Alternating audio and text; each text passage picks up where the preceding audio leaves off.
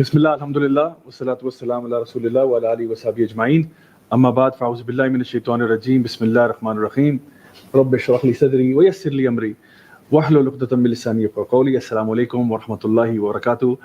امید ہے کہ آپ سب خیریت سے ہوں گے، اور بہت بہت شکریہ آپ کا روزانہ کی طرح اس شو کے اندر ٹیون کرنے کا، جس کا تعلق قرآن تفسیر کے ساتھ ہے۔ خاص طور پہ 30ویں پارے کی تفسیر ہم لوگ کر رہے ہیں، اور آج ہم لوگ سورۃ اللیل جو ہے اس کی تفسیر کی طرف آگے بڑھیں گے، جو کہ ایک بہت ہی خوبصورت سورہ ہے۔ اور اگر اس کا اور پچھلی سورہ کے بارے میں ہم تھوڑا سا ربط جوڑنے کی کوشش کریں تو پچھلی سورہ میں اللہ سبحانہ تعالیٰ نے ذکر کیا تھا ان لوگوں کا جو کہ دو مختلف راستے اختیار کرتے ہیں، یعنی وہ لوگ جو کہ ایک نیکی کا راستہ بھی چاہیں تو اختیار کر لیں، چاہے تو وہ شر کا راستہ اختیار کریں۔ اب اسی سورہ میں بھی اسی تھیم کے اوپر آگے بات کی جا رہی ہے۔ اللہ سبحانہ تعالیٰ اس میں بھی اسی طرح سے کچھ قسمیں جو ہیں وہ کھا کر بات کا آغاز کرتے ہیں، اور ایسی قسمیں جو آپس میں ایک دوسرے کے تھوڑی اپوزٹ ہیں۔ ارشاد فرمایا گیا کہ وَاللَّيْلِ إِذَا يَغْشَى، کہ رات کی قسم جب وہ لپیٹ لیتی ہے یا کسی چیز کو اپنے گھیراؤ میں لے لیتی ہے۔ پچھلی سورہ میں ہم نے پڑھا تھا وَالنَّهَارِ إِذَا جَلَّاهَا وَاللَّيْلِ إِذَا يَغْشَاهَا، تو یہاں پہ وہ جو پچھلی سورہ کی چوتھی آیت تھی، یہاں پہلی سے اسی طرح کی ایک بات جو ہے اس سے بات کا آغاز کیا جا رہا ہے کہ اس رات کی قسم جب وہ ہر چیز کو اپنے اندر لپیٹ لیتی ہے۔ اور یہ اللہ تعالیٰ کی ایک نشانی ہے، اللہ تعالیٰ کی ایک سائن ہے کہ اللہ سبحانہ تعالیٰ ہمارے اوپر دن اور رات کو اس طرح سے طاری کر دیتا ہے۔ آگے فرمایا وَالنَّهَارِ إِذَا تَجَلَّى، اور اس دن کی قسم جب وہ تجلی کرتا ہے یا اپنے آپ کو ظاہر کر دیتا ہے۔ تو یہ بھی ایک دونوں کا آپس میں آپ کو کانٹراسٹ نظر آ رہا ہے، جس طرح پچھلی سورہ میں تھا یہاں پہ بھی بتایا جا رہا ہے کہ رات اور دن، یعنی کہ ہر اندھیرے کے بعد روشنی نے بھی آنا ہوتا ہے، ہر ظلمت کے بعد ایک نور کا سما بھی ہوتا ہے، کہ جہاں پہ ایک معاشرہ جہاں پہ اندھیرا تھا، جہاں پہ لوگوں گمراہی کے اندر تھے، لوگ اگنورنس میں زندگیاں گزار رہے تھے، اس کے بعد دین کا نور آیا، قرآن کا نور پھیلا، اور اس نے ان سب چیزوں کو منور کر دیا اور لوگوں کو بتا دیا۔ کیونکہ جب لائٹ آتی ہے نا، پھر کیا ہوتا ہے، آپ چیزوں کو آئیڈینٹیفائی کر سکتے ہیں۔ ایک کمرہ جو کہ اندھیرا ہے اس میں چیزوں کا تعین کرنا بڑا مشکل ہوتا ہے، لیکن جس کمرے کے اندر روشنی پیدا کر دی جائے، اب آپ چیزوں کے بیچ میں فرق کر سکتے ہیں۔ تو قرآن مجید جو ہے وہ بھی ایک ایسی ہی کتاب ہے جو کہ ایک فرقان ہے، بتا دیتی ہے کہ صحیح اور غلط کے اندر تمیز کیسے کی جاتی ہے۔ تو اللہ سبحانہ تعالیٰ نے قسم کھائی وَاللَّيْلِ إِذَا يَغْشَى وَالنَّهَارِ إِذَا تَجَلَّى وَمَا خَلَقَ الذَّكَرَ وَالْأُنثَى، اور اس ذات کی قسم جس نے مرد اور عورت کو پیدا کیا یا میل اور فیمیل کو پیدا کیا۔ تو ذکر والانثى یعنی میل اور فیمیل کو پیدا کیا، یعنی ہر چیز کو جوڑے بنا کر پیدا کیا۔ جس طرح کہ دن اور رات کا بھی ایک جوڑا ہے، زمین اور آسمان کا بھی ایک جوڑا ہے، خشکی کا اور سمندر کا بھی ایک جوڑا ہے۔ اسی طرح پچھلی سورہ میں ہم نے دو نفوس کا پڑھا تھا کہ دو نفس ہیں، فَأَلْهَمَهَا فُجُورَهَا وَتَقْوَاهَا، ایک فسق و فجور کی زندگی گزارنے والے لوگ ہیں، ایک وہ لوگ ہیں جو کہ تقوی والے ہیں۔ پھر ایک دنیا ہے اور ایک آخرت ہے۔ یہ سارے کے سارے پیئرز ہیں جن کا ذکر اللہ تعالیٰ نے قرآن مجید میں کیا ہے، اور یہی ایک اللہ تعالیٰ کی اوپر ایک پروف بھی ہے، یعنی اللہ تعالیٰ کے اللہ ہونے پر ایک پروف ہے کہ اللہ سبحانہ تعالیٰ نے ایسے لوگ بھی پیدا کیے جیسے کہ ابراہیم علیہ السلام ہیں اور نمرود تھا، موسیٰ علیہ السلام ہیں اور فرعون تھا، نبی کریم صلی اللہ علیہ وسلم ہے اور مشرکین مکہ ہیں۔ تو یہ بھی تو اپوزٹس ہیں اللہ تعالیٰ نے جو پیدا کیے ہیں۔ اور اسی طرح سے آپ دیکھیں کہ جہاں جہاں پہ انسان غور کرتا ہے، فکر کرتا ہے، وہ اللہ تعالیٰ کی نشانیوں کے بارے میں پڑھنے کے بعد، سیکھنے کے بعد پہنچ جاتا ہے کہ یہ دنیا جو ہے نا، یہ صرف دنیا نہیں ہے، دنیا کے بعد بھی کچھ ہوگا۔ یعنی یہ کیسے ہو سکتا ہے کہ دنیا میں ظلم ہو اور انصاف نہ ہو؟ کیا ظلم کا اپوزٹ جوڑا انصاف نہیں ہوگا؟ جہاں پہ لوگوں کے ساتھ زیادتی کی جا رہی ہے، لوگوں کے ساتھ ظلم کیا جا رہا ہے، کیا اس کا اپوزٹ انصاف نہیں ہوگا؟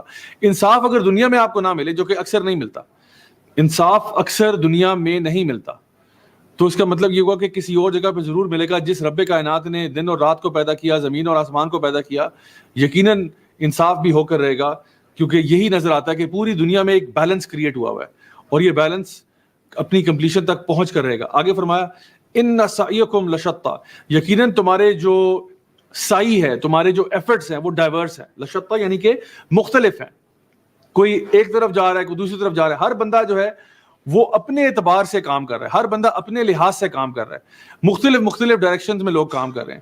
کوئی اللہ کی رضامندی والے کام کر رہا ہے، اللہ کی فرما برداری والے کام کر رہا ہے، کوئی جو ہے وہ اللہ کی نافرمانی والے کام کر رہا ہے، کوئی بالکل دنیا کے اندر گم ہو چکا ہے، دنیا کی لذتوں میں گم ہو چکا ہے، کوئی جو ہے وہ اس کے برعکس کام کر رہا ہے.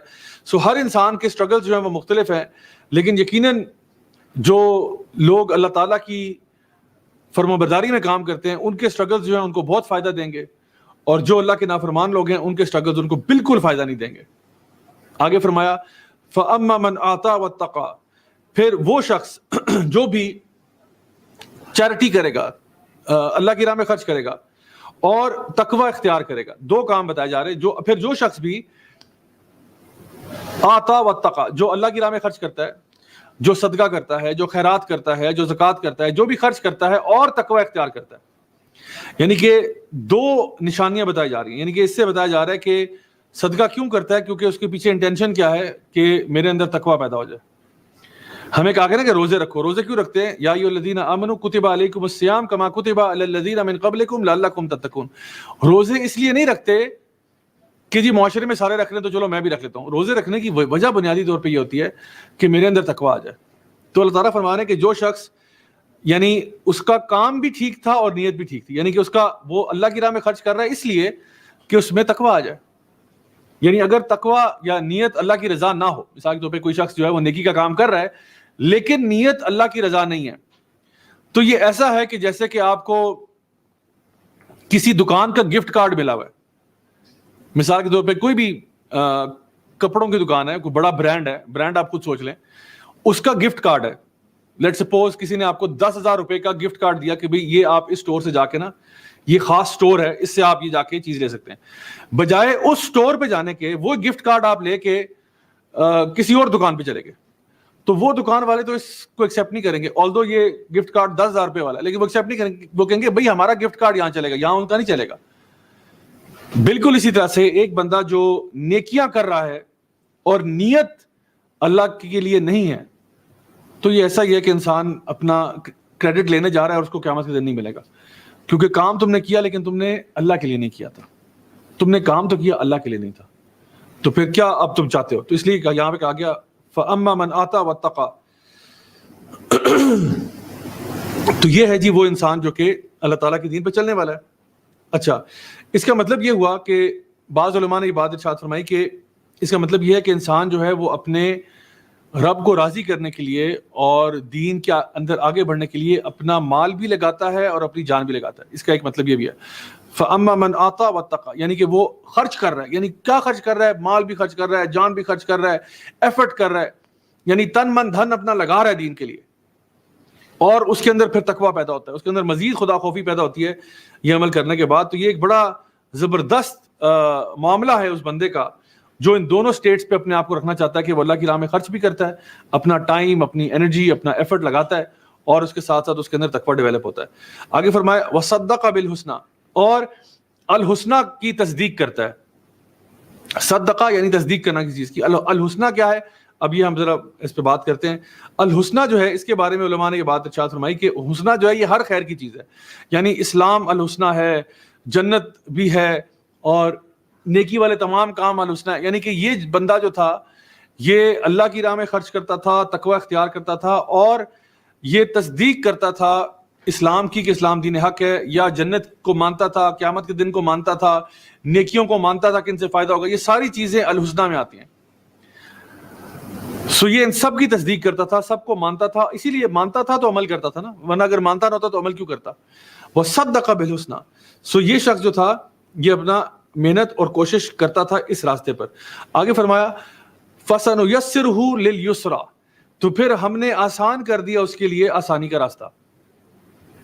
اچھا، جو شخص یہ کام کرتا تھا، نیکی والے کام کرتا تھا، اس کے لیے فرمایا جا رہا ہے اس کے لیے آسان راستہ آسان کر دیا گیا. آسان راستہ کیا ہے؟ یعنی آسان راستہ دین اسلام ہے، دین پر چلنا آسان کر دیا گیا. ایک عالم نے اپنا واقعہ بتایا کہ میں نے، کہتے ہیں پورا 1 سال جو ہے نا وہ تہجد کی نماز پڑھنے میں ایفرٹ کیا. 1 سال، پورا 1 سال، مطلب آپ سمجھیں کہ 360 دن لگا لیں آپ رفلی، کہ میں نے 360 دن سٹرگل کیا، روزانہ سٹرگل کیا. اوف اللہ، محنت، اٹھو بھائی اٹھو، تہجد کے لیے اٹھو، بڑا تکلیف سے، بڑی سٹرگل سے. لیکن کہتے ہیں اس 1 سال کے بعد میں نے 20 سال تہجد انجوائے کیا. 1 سال میں نے سٹرگل کیا ہے تہجد کی نماز کے لیے اپنے آپ کو مجبوراً اٹھایا ہے, دل چاہ رہا تھا سوتے رہو, لیکن نہیں اٹھایا اپنے آپ کو, فجر سے پہلے اٹھاؤں. 1 سال محنت کی اور پھر اس کے بعد جو ہے نا 20 سال تک میں نے لگاتار تہجد پڑھی اور پھر اس کا لطف انجوائے کیا. تو اللہ تعالیٰ فرماتے ہیں کہ جو ہمارے راستے پر چلے گا نا, پھر ہم اس کے لیے جو آسانی کا راستہ ہے وہ آسان کر دیں گے. یعنی اسلام پر چلنا اس کے لیے آسان ہوگا, اور جو برائی کرے گا اس کے لیے برائی کرنا آسان ہو جائے گا. یہ اگلی آیات میں آ رہا ہے. تو اللہ تعالیٰ کی رحمت میں سے ایک چیز یہ ہے کہ جب انسان نیکی کی طرف آتا ہے نا, تو یاد رکھیں نیکی کو جنم دیتی ہے. آپ ایک نیکی کرتے ہیں, اللہ تعالیٰ آپ کے لیے دوسری کرنا آسان کر دیتا ہے. آپ مسجد گئے, بڑی ہمت کر کے آپ مسجد چلے گئے, آپ نے نیکی کی نا, اللہ تعالیٰ نے آپ کے لیے وہاں پر بیٹھنا آسان کر دیا. آپ وہاں پہ نماز پڑھ کے تھوڑی دیر اور بیٹھے رہے.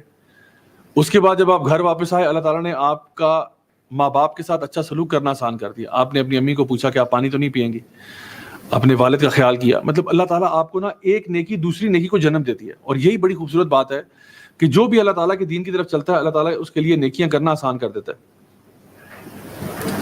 تو آگے فرمایا وَأَمَّا مَنْ بَخِلَ وَاسْتَغْنَى, لیکن جو شخص بخیل تھا یعنی کنجوس تھا, لالچی تھا, وَاسْتَغْنَى, اور اپنے آپ کو بڑا فن خواہ سمجھتا تھا. فن خواہ میں اس لیے کہہ رہا ہوں کہ وہ اپنے آپ کو نہ سمجھتا تھا کہ میں اپنے لیے کافی ہوں. استغنا یعنی غنی سمجھتا تھا اپنے آپ کو کہ مجھے کسی کی ضرورت نہیں ہے. نعوذ باللہ ثم نعوذ باللہ, مجھے اللہ کی بھی ضرورت نہیں ہے, میں خود ہوں نا, یہ میرے خون پسینے کی کمائی ہے, میں نے کی ہے, میں بہت بڑی چیز ہوں. دیکھا نہیں میرے پاس پیسے کتنے ہیں, دیکھا نہیں میری جاب کتنی اچھی ہے, دیکھا نا میری بزنس کہاں جا رہا ہے. وہ اپنے آپ کو سمجھتا تھا کہ اس سے کسی کی ضرورت نہیں ہے, حالانکہ وہ ہر سیکنڈ میں اللہ کا محتاج تھا. اللہ اس کو 1 سیکنڈ میں اٹھا لے دنیا سے, کیا کرے گا؟ اللہ اس کو مینٹلی ڈسیبل کر دے, کیا کرے گا؟ کچھ بھی نہیں کر سکتا وہ. اللہ تعالیٰ فرماتے ہیں وَأَمَّا مَنْ بَخِلَ وَاسْتَغْنَى, جو ایک تو کنجوس اور لالچی تھا, اوپر سے اپنے آپ کو بہت بڑی چیز سمجھتا تھا. تو یہ کیا ہے؟ اللہ تعالیٰ کے ساتھ طغیانی ہے نا, اللہ تعالیٰ کے ریبیلین اللہ تعالیٰ کے ساتھ کر رہا ہے. تو اللہ سبحانہ تعالیٰ فرماتے ہیں آگے وَكَذَّبَ بِالْحُسْنَى, اور الحسنہ کو جھٹلاتا تھا, یعنی اسلام کو جھٹلاتا تھا, قیامت کے دن کو جھٹلاتا تھا, جنت کو جھٹلاتا تھا, نیکیوں کو جھٹلاتا تھا. جو بھی الحسنہ ہو سکتا ہے اس کو جھٹلایا کرتا تھا. ایک تو اپنے آپ کو بہت بڑی چیز سمجھتا تھا, اوپر سے کنجوس بھی تھا, اوپر سے یعنی اللہ کی راہ میں خرچ نہیں کرتا تھا, اور نیکی کے تمام کاموں کو جھٹلاتا تھا.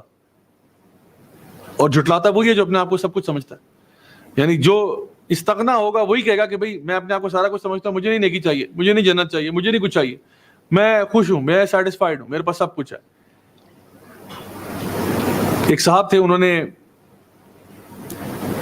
ایکچولی یہ جو واقعہ تھا مجھے ایک شیخ نے سنایا.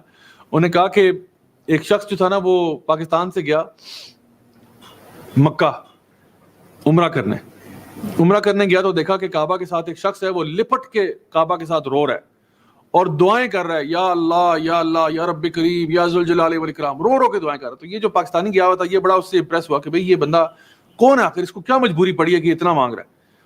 تو جو ان کے ساتھ ساتھی تھے, لوکل تھے, وہ انہوں نے بتایا کہ بھئی یہ اصل میں جو ہے نا, یہ جو سامنے ہوٹل دیکھ رہے ہو اتنا بڑا, یہ اس کا مالک ہے. تو اس پاکستانی نے کہا کہ بھئی یہ اتنے بڑے ہوٹل کا مالک کیوں اللہ کے سامنے گڑگڑا رہا ہے, اس کے پاس تو سب کچھ ہے, وہ تو ہمیں گڑگڑانا چاہیے. اللہ اکبر کبیرہ, کتنی ہماری چھوٹی سمجھ ہے. یعنی وہ جو ہوٹل کا مالک ہے وہ وہاں تک کیسے پہنچا ہے؟ وہ خود پہنچ گیا, اللہ تعالیٰ سے کوئی دعا نہیں مانگی اس نے. اور ہر انسان کو نا اللہ کی ضرورت ہوتی ہے. کوئی انسان ایسا نہیں ہے جو یہ کہے کہ جی میں اب جو ہوں نا بالکل فری ہو گیا ہوں. میں ہر سیکنڈ میں, ہمیں احساس ہونا چاہیے ہم ہر سیکنڈ میں, ہر لمحے میں اللہ کے محتاج ہیں. اللہ ہمیں دینا چاہے کوئی اللہ کو روک نہیں سکتا, اللہ تعالیٰ ہم سے روک لے کوئی دنیا کی طاقت اللہ سے لے نہیں سکتی. تو پھر انسان ایسا غرور اور تکبر کیسا؟ ہر بندے کو چاہیے کہ وہ اللہ تعالیٰ کی طرف رجوع کرے. تو یہ جو شخص ہے جس کا ذکر کیا جا رہا ہے کہ وَأَمَّا مَنْ بَخِلَ وَاسْتَغْنَى وَكَذَّبَ بِالْحُسْنَى, یہ جُھٹلا دیتا تھا ہر کسی خیر کے معاملے کو, اور اللہ کی یعنی بتائے ہوئے احکامات پر سبمٹ نہیں کرتا تھا. فَسَنُيَسِّرُهُ لِلْعُسْرَى, تو اس کے لیے آسان کر دیا جائے گا مشکل راستہ گناہوں کا.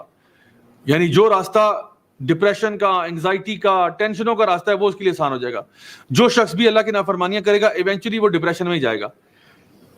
یعنی یہ فَسَنُيَسِّرُهُ لِلْعُسْرَى, اس کا مطلب کیا ہے کہ جہنم کا راستہ اس کے لیے آسان ہوگا. اللہ تعالیٰ ہمیں اس چیز سے بچائے کہ جہنم کا راستہ, ابن عباس فرماتے ہیں رضی اللہ عنہ کہ اس کے لیے گناہ کرنا آسان ہو جائے گا.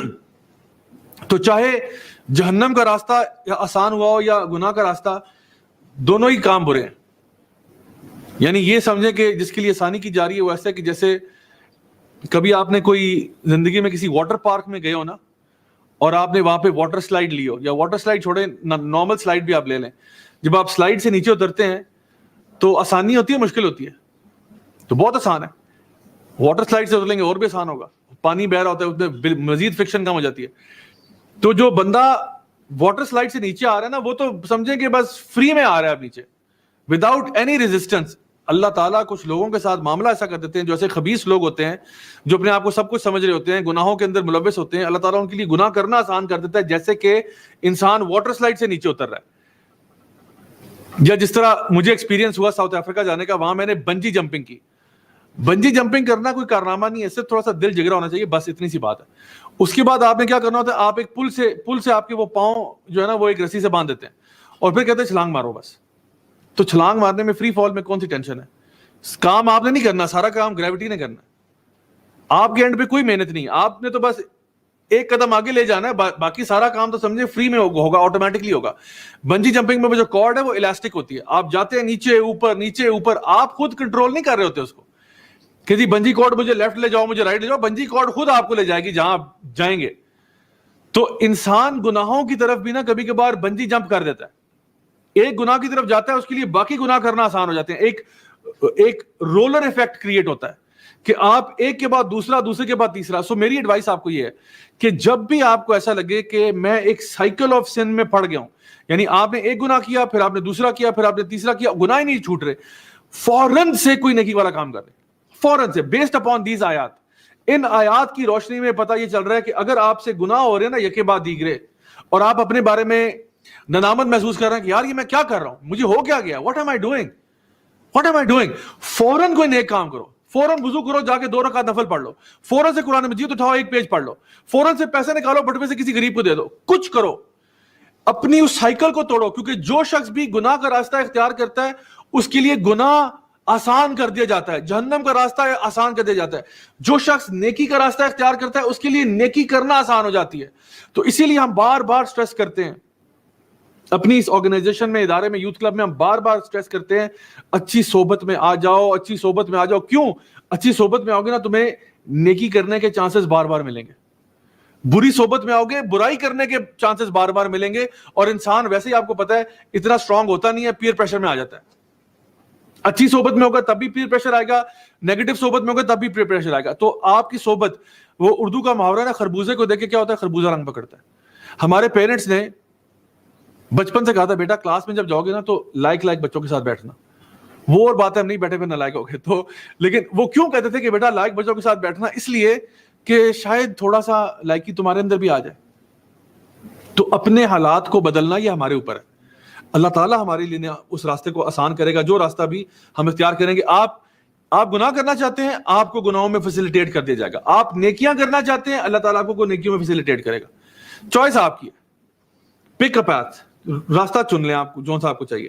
سو اصل بات یہ ہے کہ آپ نے آج جو انویسٹمنٹ کرنی ہے نا، اس سے پہلے کہ بڑھاپا آپ پہ آ جائے، آج آپ انویسٹمنٹس کر رہے ہیں.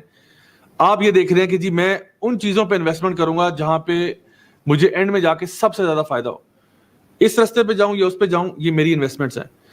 آگے اللہ تعالیٰ ارشاد فرماتے ہیں وَمَا يُغْنِي عَنْهُ مَالُهُ إِذَا تَرَدَّى، اور اس کا مال جو ہے اس کو کوئی فائدہ نہیں پہنچا سکتا جب وہ گر رہا ہوگا. اذا تردہ یعنی جب بندہ کسی گڑھے میں پھینکا جا رہا ہوتا ہے. کہ یہ جو مال اکٹھا کر رہا تھا نا سارا، یعنی جس کے بارے میں اما وم بخلا واستغنا، یعنی جب یہ مال اکٹھا کر رہا تھا، کنجوسیاں کر رہا تھا، اللہ کی راہ میں خرچ نہیں کر رہا تھا، تو اللہ تعالیٰ فرماتے ہیں کہ یہ مال اس کے کہاں کام آئے گا جب یہ گڑھے میں پھینکا جا رہا ہوگا. مجھے یہ بتائیں کیا ہمارا جو کفن ہوگا اس کی پاکٹس ہوں گی؟ اگر تو پاکٹس ہوں گی نا پھر تو پیسے کمائیں، کیونکہ پاکٹوں میں نا قبر میں ساتھ لے جانا پیسہ، لیکن قبر میں ساتھ پیسہ جانا نہیں ہے. قبر میں آپ کے صرف اعمال جا رہے ہیں. آپ اگر دنیا میں ہیوگو باس اور گوچی، ارمانی اور ورساچی بھی پہنتے تھے نا، تو قبر میں کپڑا آپ کا نارمل ہے، ٹھیک ہے، وہی تھان کا کپڑا ہے جس پہ لپیٹ کے آپ کو اندر ڈال دینا. کسی نے پوچھتا نہیں کہ جی ہمیں ہمارے جو ہے نا مردے کو آپ گوچی کا کفن پہنائیں. اور اس کو ہیوگو باس والا پہنائیں بیکاز قبر کے اندر تاثیر بہتر ہوگی. یہ کوئی ڈیزائنر لیبل نہیں ہوگا, ادھر نارمل کپڑے میں آپ کو دفنایا جائے گا, کوئی جیبیں نہیں ہوں گی, کوئی مال, سارا مال یہاں رہ جائے گا آپ کا. کیا جائے گا آپ کے ساتھ؟ صرف آپ کے اعمال جائیں گے. تو یہ بندہ سمجھتا تھا کہ شاید اس کا مال اس کو بچا لے گا. آپ نے کیا فرشتوں کو رشوت دینی تھی؟ اتنا مال اکٹھا کیوں کر رہے تھے؟ یعنی کس کو پیسے دینے تھے آپ نے؟ کوئی ریسیو نہیں ہو رہے. تو آپ دیکھیں کہ فرعون کے ساتھ کیا ہوا, قارون کے ساتھ کیا ہوا, ان کا مال نے کہاں فائدہ دیا ان کو. بڑے بڑے لوگ ہیں جو کہ بڑی بڑی بلڈنگوں کے مالک ہیں, بلڈنگیں بھی چلی گئیں, لوگ بھی چلے گئے, کہاں گئے وہ سارے لوگ؟ تو لوگ جو ہے وہ اس وقت ہماری جو پورے معاشرے کی ایک سائیکی بن چکی ہے نا, وہ یہ ہے کہ ہم لوگ سب کچھ پیسے کے لیے کرتے ہیں. ہم لوگ مٹیریلسٹک لوگ ہیں, مٹیریلزم میں رہتے ہیں ہم لوگ. ہم لوگ پڑھائی کرتے ہیں پیسے کے لیے, ہم لوگ نوکری کرتے ہیں پیسے کے لیے. یعنی ایک زمانے میں لوگ پڑھائی کرتے تھے اپنے انٹلیکچوئل کیپیسٹی کو بڑھانے کے لیے کہ یار I want to understand the world, I want to understand how the world works. میں نا دنیا کو سمجھنا چاہتا ہوں, میں اپنی انٹلیکچوئل کیپیسٹی کو بڑھانا چاہتا ہوں. آئی وانٹ ٹو انڈرسٹینڈ, میں سمجھنا چاہتا ہوں دنیا کو, فلسفے سمجھنا چاہتا ہوں میں. لوگ پہلے زمانوں میں نا ایجوکیشن اس لیے حاصل کرتے تھے. آج ہم ایجوکیشن سیکھ کرتے ہیں کہ مجھے پیسے مل جائیں, مجھے نوکری چاہیے, چاہے مجھے نفرت ہو اس سبجیکٹ سے, میں پڑھوں گا کیونکہ اس میں سنا آج کل یہی چل رہا ہے مارکیٹ میں. اس لیے میرا اپنا ایپٹیٹیوڈ کہیں اور تھا, لیکن میں پڑھ رہا ہوں کہ جی مارکیٹ میں کیا چل رہا ہے آج کل. تو پڑھائی کا سٹینڈرڈ بدل گیا, پیسہ آ گیا, جاب کا سٹینڈرڈ بڑھ گیا. پہلے لوگ جاب کرتے تھے جو ان کو سیٹسفائی کرتی تھی, ایک ایسا جاب جو کہ اس انسان کا شوق ہوتا تھا کہ مجھے شوق ہے بیکنگ کا. فار ایگزامپل مجھے ذاتی طور پہ شوق نہیں ہے, لیکن کسی اور کو ہو سکتا ہے, لیٹس سپوز. تو کسی کو شوق ہے بیکنگ کا, وہ کہتا ہے بھائی چھوٹا سا بزنس بھی ہونا, لیکن میں نے کرنا یہ کیونکہ میرا شوق ہے. وہ کنفیوژن سینگ ہے کہ if you make your passion into your profession, you won't have to work a single day of your life. اگر آپ اس چیز کو اپنا پروفیشن بنا لو جو کہ تمہارا پیشن ہے, تو پھر ساری زندگی تم کام نہیں کرو گے, بیکاز کام پہ جانا انجوائمنٹ ہوگی تمہارے لیے, تم خوشی خوشی کام پہ جاؤ گے. ایسا نہیں جس طرح آج ہوتا ہے کہ I hate Mondays and thank God it's Friday. لوگ سارا ہفتہ ویکینڈ کا انتظار کر رہے ہوتے ہیں کیونکہ کام سے ان کو نفرت ہوتی ہے. اپنے کام پہ جاتے ہیں, چہرے لٹکے ہوتے ہیں, مرجھائے ہوئے چہرے لے کے کام پہ جاتے ہیں, کیونکہ کام پسند ہی نہیں ہے اپنا. تو کام بھی ہم کیوں کرتے ہیں؟ بس پیسہ مل جائے. ساری عمر خوار ہو جائیں گے بےچارے. میں انٹرنیشنلی میں نے بہت ٹریول کیا, دنیا بھر میں گھوما پھرا. میں نے دیکھا پاکستانی جو سیٹلڈ ہیں پاکستان سے باہر, کچھ ایسے ہیں اپنی پوری فیملی کو چھوڑ کے آئے ہیں, ساری فیملی, بیوی بچے بھی ادھر, ماں باپ بھی ادھر, سب ادھر وہاں کام کر رہے ہیں. پتہ نہیں کون سی مجبوری پڑ گئی تھی, اللہ تعالیٰ سب کو بچائے ایسی مجبوریوں سے. لیکن ایک ٹیکسی ڈرائیور تھا, میں اس کے ساتھ بیٹھا تھا, وہ پاکستانی. تو وہ ٹیکسی چلا رہا ہے, وہ روئے جا رہے. میں حیران پریشان, میں نے کہا یہ کہیں گاڑی نہ مار دے. اچھا, اس نے نا ایک ٹیپ لگائی ہوئی تھی, اور ٹیپ میں ایک بچہ, چھوٹا بچہ بول رہا تھا. تو میں نے اسے پوچھا, میں نے کہا یار یہ میں تو بڑا پریشان ہوں. میں نے کہا یار گاڑی سائڈ پر رکھو, یہ ہوا کیا ہے؟ تو کہتا ہے کہ یہ مجھے نا میری بیوی نے ٹیپ بھیجی ہے, یہ میرے بچے کی ریکارڈنگ ہے, اس بچے سے میں ملا نہیں ہوں.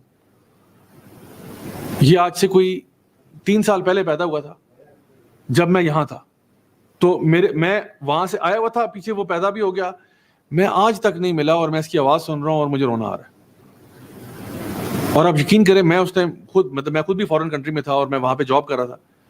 میں نے سوچا یار میں نے یہ نہیں کرنا. ہماری آج جاب کرنے کا جو معیار ہے نا, وہ پیسہ ہے, کوالٹی آف لائف نہیں ہے. If I'm away from my father, my mother, میں اپنی ماں سے دور ہوں, اپنے باپ سے دور ہوں, اپنی بیوی سے دور ہوں, اپنے بچے سے دور ہوں, کوئی بات نہیں, پیسہ کمانا مین چیز ہے. حتیٰ کہ آپ چھوڑے پڑے ساری باتیں چھوڑے. ہمارے رشتے بھی آج پیسے کی بنیاد پر ہوتے ہیں, رشتے بھی ہم پیسے پہ کرتے ہیں. ہم عاشق رسول ہیں جی, ہم عاشق رسول ہیں, ہم اللہ تعالیٰ کے ماننے والے ہیں, ہم مسلمان ہیں جی, ہم لا الہ الا اللہ پڑھنے والے ہیں. لیکن آپ خود ذرا سوچئے, اگر آپ خاتون ہیں تو آپ کے لیے رشتہ ہے, یا آپ کی بیٹی کا رشتہ ہے, یا آپ کی بہن کا رشتہ ہے, کسی ایسے لڑکے کا جو بہت نیک ہے, اتنا نیک ہے, اتنا کوئی شریف و نفس آدمی ہے کہ لوگ گواہی دیتے ہیں کہ یہ نیک آدمی ہے. لوگ اس کے بلکہ دشمن بھی جو ہے نا, وہ بھی کہتے ہیں کہ یار باقی باتیں اپنی جگہ پہ, بندہ بڑا نیک ہے. وہ ہمارا اسے اختلاف اپنی جگہ, لیکن بندہ بہت اچھا ہے, کیریکٹر کا بہت اچھا ہے. ہر بندہ اس کی گواہی دیتا ہو کہ کردار اس کا بہت اچھا ہے, بہت ہی ماشاءاللہ دیندار آدمی, دیندار بھی ہے اور اخلاق اور کردار بھی بہت اچھا ہے. Very sweet natured person, very sweet natured man. لیکن ایشو کیا ہے؟ ایشو یہ ہے کہ اتنا پڑھا لکھا نہیں ہے. بلکہ اتنا پڑھا لکھا کیا اس کو مطلب اخبار پڑھنا بھی نہیں آتا, اس کو اپنا نام لکھنا بھی نہیں آتا, پڑھا لکھا نہیں ہے. کردار بہت اچھا ہے, پڑھا لکھا نہیں ہے. اور دوسری بات یہ کہ پہلے زمانے میں یہ جو ہے نا بکریاں چلایا کرتا تھا, لیکن اس کے بعد پھر وہ کام چھوڑ دیا, پھر کچھ کام یہاں کر لیا, کبھی وہاں کر لیا, اس طرح کے کام کرتا رہتا ہے. الحمدللہ کوئی کمی نہیں ہے, رزق اس کو ملتا ہے, الحمدللہ گھر چلا رہا ہے, لیکن بہرحال پڑھا لکھا نہیں ہے. اور دوسرا یہ کہ وہ پروفیشنلی کہیں کسی کارپوریٹ سیکٹر میں کام نہیں کرتا, کوئی بہت بڑا اس کا کوئی بزنس نہیں ہے. ایسی بات ہے. خود سوچئے کیا ہم اپنی بیٹی کا, اپنی بہن کا, یا اگر آپ خاتون ہیں اپنا رشتہ اس کو دیں گے؟ اور اگر نہیں دیں گے تو سوچیں کیوں, اس کی وجوہات سوچیں گے. ہوم ورک آپ کا سوچیے گا ذرا آرام سکون سے. ہم لوگ اپنے آپ کو کہتے ہیں ہم مسلمان ہیں, ہم لا الہ الا اللہ پڑھنے والے ہیں, ہم اللہ اور رسول کی عبادت کرنے والے ہیں, ہم عاشق رسول ہیں, نبی کے لیے جان قربان ہے. آپ کو سمجھ آ گیا کہ میں اگزامپل کیا دے رہا تھا آپ کو. ہمارے گھر میں رشتہ نبی کریم صلی اللہ علیہ وسلم جیسا تو کوئی بھی نہیں ہے, لیکن کوئی بھی ان کی سنت پہ چلنے والا شخص جو کہ بھرپور طریقے سے ان کے راستے پر چل رہا ہے, اور اس کا رشتہ آ جائے, ایک سیکنڈ میں اس کو وہاں سے رفو چکر کریں گے. چلو نکلو, بات تمہاری مجال کیسے ہوئی, تمہارے کا رشتہ لے کے آئے ہو. جانتے نہیں ہو ہماری بیٹی نے بی ایس سی کیا ہوا ہے, ہم بی ایس سی سے کم تو بات ہی نہیں کر سکتے. ہماری بیٹی نے ماسٹرز کیا ہے, تم کیسے, تمہاری مجال کیسے ہوئی, تم رشتہ لے کے آئے ہو, تم نے ماسٹرز کیا نہیں ہوا. یہ ہمارا, میں آپ کو یہ نہیں کہہ رہا کہ آپ کسی کا بیک گراؤنڈ نہ دیکھیں, میری بات کو اچھی طرح سمجھیں ذرا. آپ ضرور کسی کے حسن کو دیکھ کے بھی شادی کر سکتے ہیں, آپ کسی کا مال دیکھ کے بھی شادی کر سکتے ہیں, آپ اس کا حسب نسب دیکھ کے بھی شادی کر سکتے ہیں, لیکن نبی کریم صلی اللہ علیہ وسلم کا حکم کیا تھا کہ دین کو بنیاد بنانا. یہ ہمارے اور میں فرق ہے. آپ صلی اللہ علیہ وسلم فرماتا دین, پہلے دین دیکھنا, تمہارا جو کرائیٹیریا ہے وہ دین ہوگا. باقی شکل بھی دیکھ لیں گے, مال بھی دیکھ لیں گے, حسب نسب بھی, لیکن مین چیز جو دیکھنی ہے نا وہ اس کا دین ہے. انسان کیا دیندار ہے یا نہیں, یہ مین چیز ہے. اخلاق اور کردار کیسا, یہ مین چیز ہے. آج ہماری مین چیز پتا کیا ہے؟ مین چیز ہے پیسہ. پہلا بتاؤ کماتا کتنا ہے, پیسے بتاؤ کتنے. ہر بندے کی ایک ویلیو ہے, ہر بندے کی ایک ویلیو ہے. جو کسی اسکول میں جا رہا ہے اس کی بھی ایک ویلیو ہے, کوئی بڑے اسکول میں جا رہا ہے, چھوٹے میں جا رہا ہے, آٹومیٹکلی اس کے ساتھ ایک پرائس ٹیگ اٹیچڈ ہے. ایک بندہ ایک نوکری میں جا رہا ہے, اس کے ساتھ ایک پرائس ٹیگ اٹیچڈ ہے. ہر بندہ ہر چیز کو مٹیریلسٹکلی دیکھا جا رہا ہے. ہم کہتے ہیں پہلے بتاؤ کماتا کتنا ہے, پیسے بتاؤ پہلے, اس کے بعد دیکھیں گے کہ اچھا اخلاق کردار اور نماز روزہ بعد کی بات ہے, وہ نہ بھی ہو تو مسئلہ نہیں ہے. مین چیز ہے کماتا کتنا ہے. ہمارا معیار ہی بدل چکا ہے. ہم ایک مٹیریلسٹک معاشرے میں رہتے ہیں جہاں پہ ہماری اصل محبت کا مرکز جو ہے نا وہ پیسہ ہے, مٹیریلزم ہے. لبرل فلسفی نے نا ہمیں مٹیریلسٹک بنا دیا. یہ ہمارا آج کا المیہ ہے. اللہ سبحانہ وتعالیٰ فرما رہے ہیں کہ پھر تو اس مال کے ساتھ کیا کرے گا. وما یغنی عنہ مالہ اذا تردی, یہ تو بتا یہ مال تجھے جہنم کی آگ سے بچائے گا یا نہیں بچائے گا. جب تو جہنم میں گر رہا ہوگا, جب تو وہاں پھسلا چلا جا رہا ہوگا, تو یہ مال تجھے بچائے گا؟ کچھ بھی نہیں کرنا اس مال نے تیرے ساتھ. ان علینا للہدی, یقیناً ہمارے اوپر ہدایت ہے. اللہ تعالیٰ فرماتے ہیں یقیناً ہدایت ہمارے اوپر ہے. اللہ یہدی من یشاء, اللہ جس کو چاہتا ہے ہدایت دیتا ہے. تو اللہ تعالیٰ فرما رہے ہیں کہ ہدایت ہمارے اوپر ہے, یعنی کہ ہمارا ایز مسلمز ہمارا کام ہوتا ہے لوگوں تک خیر کی بات پہنچانا. ہدایت دینا نہ دینا اللہ کا کام ہے. اب یہ نہیں کہ اللہ تعالیٰ کسی کو کہتا ہے ہدایت دے دو, اس کو گمراہ کر دو, اسے ہدایت دے دو, اس کو گمراہ کر دو, ایسا نہیں ہوتا. جو جتنی ہدایت چاہتا ہے اس کو مل جاتی ہے. جو اللہ کی طرف ایک قدم لے کے آتا ہے اللہ اس کی طرف 10 لے کے آتا ہے. بات دراصل یہ کہ ہم کتنا ایفرٹ کرتے ہیں اللہ تعالیٰ کی طرف جانے کے لیے. میں آپ کو ہدایت نہیں دے سکتا, یہ میری بات غور سے سنیں, میں ہدایت نہیں دے سکتا, میں ہدایت نہیں دے سکتا. میں صرف آپ کو بتا سکتا ہوں کہ قرآن کیا کہہ رہا ہے اور حدیث مبارکہ کیا کہہ رہی ہے. میں آپ کو یہ بتا سکتا ہوں. باقی ہدایت پہ آئے نہ آئے وہ آپ کا مسئلہ ہے, وہ میرا کام ہی نہیں ہے. اللہ یہدی من یشاء, اللہ جس کو چاہتا ہے ہدایت دیتا ہے. ہو سکتا ہے میں جو بات کہہ رہا ہوں کسی کے دل پہ اتر جائے اور وہ کہے میں آج سے اپنی لائف بدلتا ہوں, الحمدللہ. ہو سکتا ہے کوئی بندہ کہ یار یہ مولوی ایم ہی بولتے رہتے ہیں, ٹھیک ہے آپ کی مرضی ہے بھائی. میں تو اقبال کا وہ شعر ہے, اگرچہ بت ہیں جماعت کی آستینوں میں, مجھے ہے حکم اذان لا الہ الا اللہ. میں نے تو اذان دینی ہے بھائی, آپ مانے نہ مانے وہ مسئلہ آپ کا ہے. میں اذان دوں گا, کوئی آنا چاہتا ہے بسم اللہ, نہیں آنا چاہتا وہ کل کو اللہ کو جواب دے دے کہ وہ کیوں نہیں آیا, کیوں نہیں اس نے اذان کے اوپر لبیک کہا, کیوں نہیں وہ آیا وہاں پہ. تو اصل بات یہ آگے اللہ تعالیٰ نے فرمایا وَإِنَّا لَنَا لَلْآخِرَةَ وَالْأُولَى, اور یقیناً ہمارے اوپر ہی ہے آخرہ یعنی ہیر آفٹر, اور اولا دنیا, یہ بھی ہمارے پاس ہی ہے. دنیا بھی اللہ کی ہے, آخرت بھی اللہ کی ہے, بچ کے تم نے کہاں جانا ہے. دنیا بھی اللہ کی ہے, آخرت بھی اللہ کی ہے. اور یہاں پہ اللہ سبحانہ تعالیٰ نے یعنی یہ بتانا چاہ رہے ہیں کہ دونوں جہاں اللہ کے ہیں، جیسا کرو گے ویسا بھرو گے. یہ نہ سمجھو کہ دنیا میں تم عیاشیاں کرو گے تو آخرت کسی اور کی ہے. دنیا تو اللہ کی ہے، چلو اللہ نے بنائی، آخرت نعوذ باللہ کسی اور کی ہے. نہیں، آخرت بھی اللہ کی ہے. جس رب کی تم نافرمانیاں کر رہے تھے نا، اسی کو تم نے جواب دینا ہے آخرت میں بھی. وَإِنَّا لَنَا لَلْآخِرَةِ وَالْآخِرَةَ وَالْأُولَى فَأَنذَرْتُكُمْ نَارًا تَلَظَّىٰ. آگے فرمایا کہ اس لیے اب تمہیں ڈرا دیا گیا ہے نارن تلظیٰ، ایک بھڑکتی آگ سے، جہنم سے. اور یعنی کہ اب یہ جو باتیں ہوئی ہیں نا، اب تمہیں وارن کر دیا گیا. کنسیڈر یور سیلف وارنڈ، تمہیں وارننگ دے چکی ہے. اب یہ نہ کہنا کہ جی مجھے پتا نہیں تھا. اب قیامت کے دن یہ نہ کہنا اوہ مجھے تو کسی نے بتایا نہیں، تمہیں بتا دیا. اور یہی بات ہے کہ انبیاء کو بھی نا انذار کے لیے بھی بھیجا اور بشارتیں دینے کے لیے بھیجا. بشیرا و نذیرا، دونوں کام انبیاء نے کیے ہیں. لوگوں کو انذار بھی کیا، ڈرایا بھی ہے کہ ڈر جاؤ، اپنے راستے کو بدلو، آخرت کا خوف ڈالا، اللہ کا خوف ڈالا. یہ بھی کیا اور بشارتیں بھی دی کہ جو نیک کام کرنے والے ہیں ان کے لیے یہ بشارتیں. اور کنٹینیوسلی آپ دیکھ رہے ہوں گے جو لوگ ریگولرلی فالو کر رہے ہیں کہ اللہ سبحانہ تعالیٰ ان صورتوں کے اندر نا دونوں کا مینشن کرتے ہیں. جنت کے تذکرے بھی مل رہے ہیں، جہنم کے بھی مل رہے ہیں. کہیں پہ جنت کے زیادہ ہیں، جنت کے کم، جہنم کے کم ہے. کہیں پہ جہنم کے زیادہ ہیں، جنت کے کم ہے. ادھر وے، اور کہیں پہ دونوں کے بالکل بیلنس ملیں گے آپ کو. سو دونوں اعتبار سے اللہ تعالیٰ ہمیں جو ہے وہ بتا رہا ہے کہ ڈر جاؤ اس بھڑکتی آگ سے، آج اپنے حالات کو بدلو. لا یصلاھا الا الاشقى، اس میں کوئی نہیں جائے گا سوائے الاشقا کے. الاشقا کون ہے؟ جو سب سے بدترین اور بدبخت انسان ہے، وہی اس بھڑکتی آگ میں پھینکا جائے گا. جیسے سورہ شمس میں آتا نا اذ انبعث اشقاھا، کہ جو ان میں سب سے بدبخت تھا اس نے جا کے اونٹنی کو مار دیا. تو یہاں پہ کہا جا رہا ہے الا الاشقا، یعنی جو سب سے بدبخت ہوگا وہی اس آگ میں پھینکا جائے گا. تو ہمیں کیا چاہیے کہ ہم اپنے آپ کو اس قسم کی سٹیٹ سے بچائیں کہ جہاں پہ اس قسم کی نافرمانیاں ایک انسان کر رہا ہو. اور یہ جو پنشمنٹ ہے، بعض علماء نے اس کے بارے میں لکھا کہ یہ ڈبل پنشمنٹ ہے. لا یصلح الا الاشقا کا مطلب یہ ہے کہ ایک تو یہ تھا نا کہ فدمدم علیہم ربہم بذنبہم، یعنی ایک تو اللہ تعالیٰ اس کو دنیا میں بھی پیس کے رکھ دے گا اور پھر آخرت میں بھی اس کے ساتھ جو عذاب ہوگا وہ بھڑکتی آگ ہوگی. الذی کذب وتولی، یہ وہ شخص تھا جس کی بڑی امپورٹنٹ پراپرٹی بتائی جا رہی ہے. الذی، یہ وہ شخص تھا، کذب وتولی، جھٹلاتا تھا اور منہ پھیر لیتا تھا. جب اس کو اللہ تعالیٰ کے دین کی بات بتائی جاتی، جب اس کو اللہ اور رسول کی تعلیمات سے آگاہ کیا جاتا، تو وہ کذب، اس کی تکذیب کرتا، اس کو جھٹلاتا، وتولی، اور منہ پھیر لیتا، منہ ادھر کر لیتا.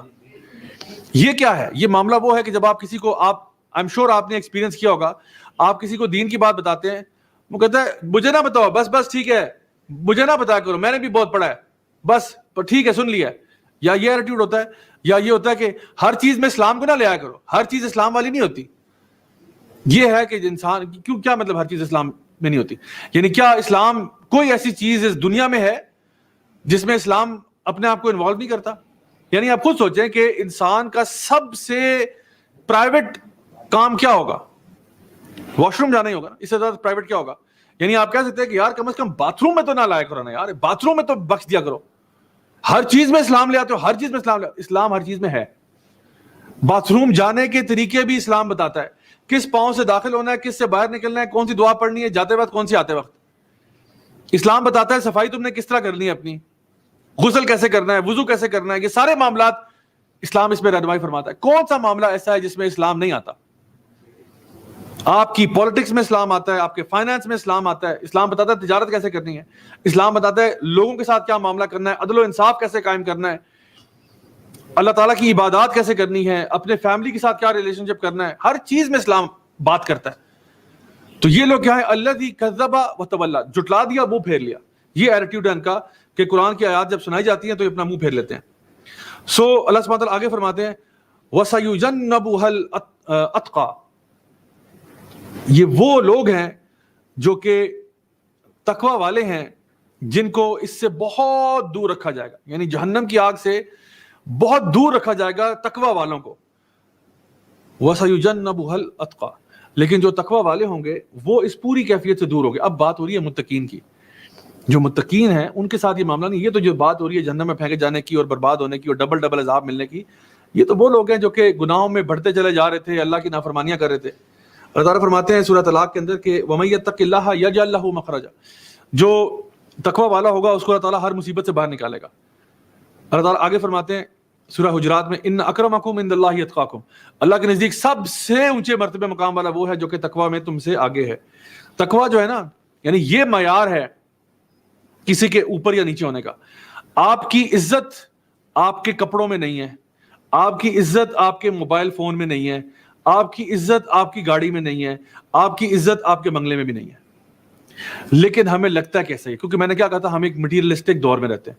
اگر کسی کے پاس کپڑے اچھے ہیں، گاڑی اچھی ہے، فون اچھا ہے، ہم کہتے ہیں ہاں یہ عزت دار آدمی ہے. ہمارے گھر جی بڑے عزت دار لوگ آئے، تمہیں کیسے پتا ہے وہ عزت دار تھے؟ کیا پتہ اللہ کے نزدیک وہ بالکل بے عزت لوگ ہوں. کیونکہ ان اکرمکم عند اللہ اتقاکم، اللہ کے نزدیک عزت والا وہ ہے جو تقوی میں آ گیا. تقوی والا چاہے پھٹے پرانے کپڑوں میں آ رہا ہو یا گوچی کا سوٹ پہن کے آ رہا ہو، اللہ کے آگے تقوی میں تقوی والے ہی عزت والے ہیں. وَسَيُجَنَّبُهَا الْأَتْقَى، اللہ تعالیٰ فرماتے ہیں سورہ آل عمران کے اندر فَإِنَّ اللَّهَ يُحِبُّ الْمُتَّقِينَ، یقیناً اللہ محبت کرتا ہے تقوی والوں سے. سبحان اللہ، کتنی بڑی بشارت ہے، کتنا بڑا سرٹیفکیٹ ہے ان لوگوں کے لیے کہ جو متقی ہیں اللہ تعالیٰ ان سے محبت کرتا ہے. اور جب محبت کرتا ہے تو کیا ہوتا ہے، جبریل امین کو اپنے پاس بلاتا ہے اور کہتا ہے جبریل میں فلاں ابن فلاں سے محبت کرتا ہوں. اب یہاں پہ اپنا نام ڈال دیجئے، اگر آپ تقوی والے ہیں انشاءاللہ الرحمن تو اللہ تعالیٰ آپ کا نام لیتے ہیں اور جبریل امین کو بلا کر کہتے ہیں کہ میں اس سے محبت کرتا ہوں تو تم بھی اس سے محبت کرو. تو جبریل امین جو ہے وحی کے فرشتے، وہ آپ سے محبت کرتے ہیں، ان کی بجال ہے وہ اللہ تعالیٰ کی نافرمانی کریں. پھر جبریل امین جنت کے فرشتوں کے پاس جاتے ہیں اور کہتے ہیں میں اور تمہارا رب سب اس سے محبت کرتے ہیں، اس شخص سے، اس میں نا اپنا نام ڈال دیں. تو وہ سارے فرشتے آپ کو انسٹنٹلی آپ سے محبت شروع کر دیتے ہیں. آپ کو انسٹنٹلی بلینز آف لائکس مل جاتے ہیں جنت میں، انسٹنٹلی ملتے ہیں، آپ کو پتہ ہی نہیں چلتا.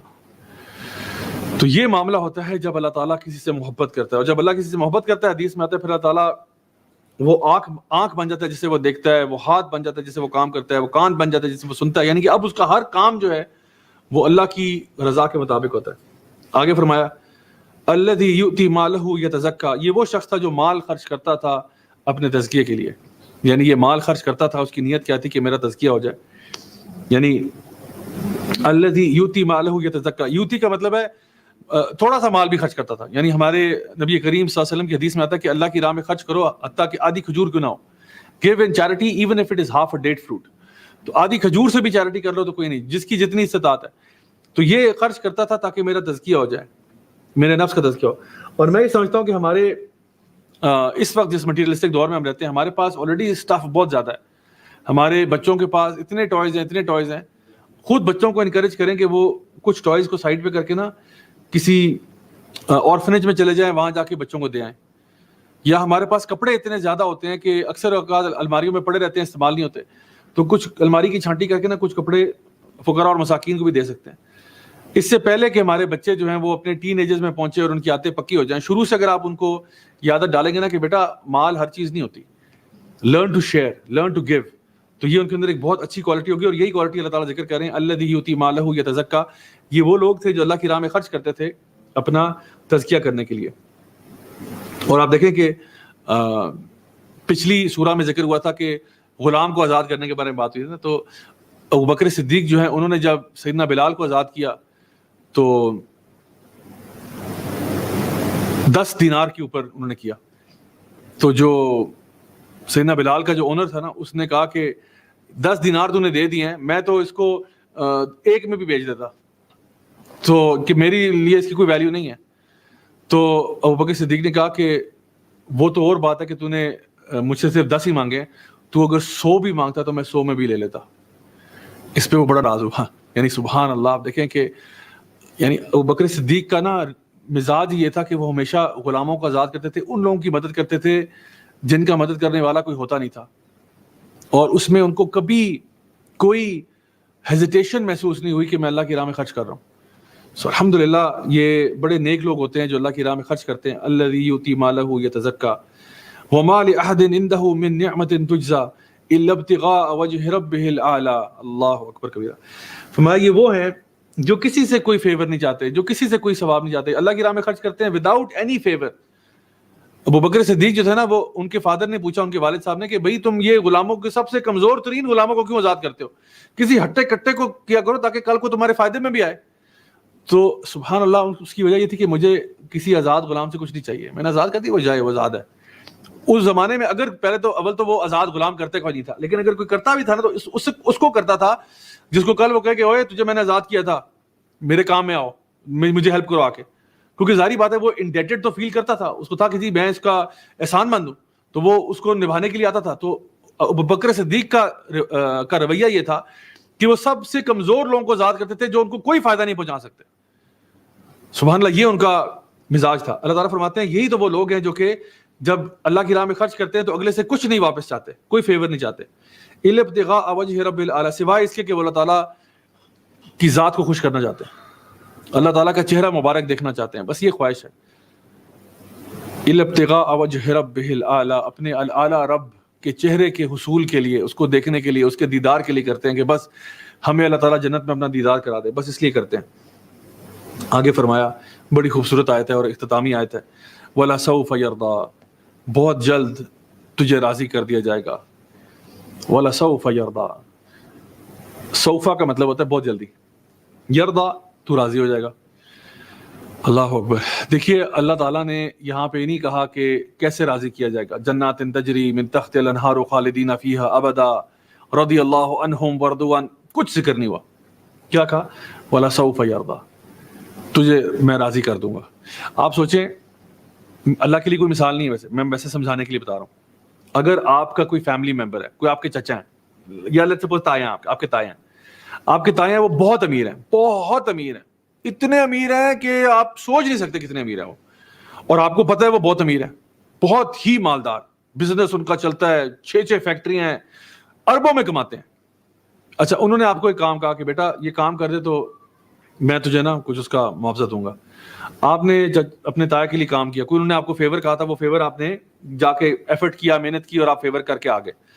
اب باری آئی کہ آپ کے تایا جو ہیں وہ آپ کو کوئی ریوارڈ دیں گے، اس کا کیا لگتا ہے آپ کو؟ 5 روپے دے کے تنخواہ دیں گے آپ کو کہ بیٹا یہ لے پکڑ 5 روپے نکل یہاں سے؟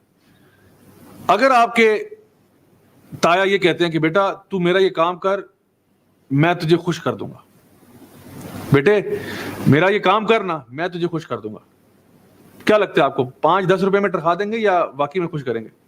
خوش کریں گے نا. کیوں؟ کیونکہ ان کے پاس کیپیسٹی ہے آپ کو خوش کرنے کی، ان کے پاس اتنا مال ہے کہ وہ آپ کو خوش کر سکتے ہیں. آپ کے تایا کا مقابلہ کوئی اللہ تعالیٰ سے کیا جا سکتا ہے؟ کوئی مقابلہ نہیں ہے. اللہ تعالیٰ تو ذوالجلال والاکرام ہے، یعنی تمام جن اور انس مل جائیں اور اللہ تعالیٰ سے مانگے جو وہ چاہتے ہیں، اللہ تعالیٰ کے خزانے میں رائی برابر بھی کمی نہیں آئے گی. تو اللہ تعالیٰ جب اپنے بندے کو کہے کہ تو جو کام کر رہا ہے نا، وَلَسَوْفَ يَرْضَىٰ، میں تجھے خوش کر دوں گا، کوئی شک ہے اس بات میں کہ اللہ تعالیٰ خوش نہیں کرے گا؟ اور کتنا خوش کرے گا؟ جب اللہ رب کائنات کہتا ہے کہ میں تجھے خوش کر دوں گا، تو یقیناً my dear brothers and sisters, اللہ تعالیٰ ہمیں ایسے خوش کرے گا، ایسے خوش کرے گا کہ انسان کہے گا کہ یا اللہ بس بس بس بس بہت ہو گیا، اتنا تو نے عطا فرما دیا، اتنا عطا فرما دیا، اتنا عطا فرما دیا کہ میں تو سوچ بھی نہیں سکتا تھا. انسان کہے گا بس. دنیا میں انسان بس نہیں کرتا. ابن آدم کو سونے کا پہاڑ دو، وہ دوسرا مانگتا ہے. قیامت دن کہے گا بس یا اللہ بس بہت ہو گیا، بہت ہو گیا، اتنا مل گیا، میں سنبھالوں کیسے یہ سارا کچھ، اتنا مجھے مل گیا. اللہ سبحانہ وتعالیٰ فرماتے ہیں وَلَسَوْفَ يَرْضَىٰ. تو آج اگر آپ نے کچھ لے کے جانا نا تو یہ آیت ساتھ لے جائیں اپنے، وَلَسَوْفَ يَرْضَىٰ. جو تم محنت کر رہے ہو نا رمضان کے مہینے یا رمضان سے باہر، جان لو اللہ تمہیں خوش کر دے گا. اور خاص طور پہ روزہ تو ہے ہی بندے اور اللہ کے بیچ کی چیز ہے. اللہ تعالیٰ کہتا ہے میں اس کا وہ اجر دوں گا جو بس میں چاہوں گا. باقی ہر چیز کے ساتھ ایک ویلیو اٹیچڈ ہے، لیکن روزہ ایسی عبادت ہے کہ وہ اللہ اور بندے کے بیچ میں، اور اللہ جتنا چاہے گا عطا فرمائے گا، خوش کر دے گا اللہ تعالیٰ. تو انشاءاللہ خوب محنت کرو، خوب نیکیاں اکٹھی کرو. یہ مہینہ ہے نیکیاں اکٹھی کرنے کا، سارا سال نیکیاں اکٹھی کرو. اور جان لو یہ وعدہ اللہ تعالیٰ کی طرف سے وَلَسَوْفَ يَرْضَىٰ. بلکہ اس کو نا کہیں لکھ کے نا کہیں دیوار پہ چپکا دو، اس کو اپنے گھر میں، اپنے بیڈ روم میں کہیں لکھ دو اس کو، تاکہ ہر دفعہ جب اس کو دیکھو نا تمہیں موٹیویشن ملے کہ اللہ نے مجھے خوش کر دینا ہے. میں جو محنت کر رہا ہوں، جو کوشش کر رہا ہوں، اللہ مجھے خوش کر دے گا. میری دعا ہے کہ اللہ تعالیٰ ہم سب کو اسی طرح خوش کرے. اللہ ہماری غلطیاں کوتاہیاں گناہوں کو معاف فرمائے. اللہ تعالیٰ ہم سب سے راضی ہو جائے، ہمیں دنیا میں بھی خیر عطا فرمائے اور آخرت میں جنت الفردوس میں اعلیٰ مقام نصیب فرمائے. انشاءاللہ کل آپ لوگوں سے دوبارہ ملاقات ہوگی، سیم ٹائم سیم چینل. تب تک کے لیے اپنا بہت خیال رکھیے گا. سبحانک اللہم و بحمدک، اشہد ان لا الہ الا انت، استغفرک و اتوب الیک. بارک اللہ فیکم، والسلام علیکم ورحمۃ اللہ وبرکاتہ.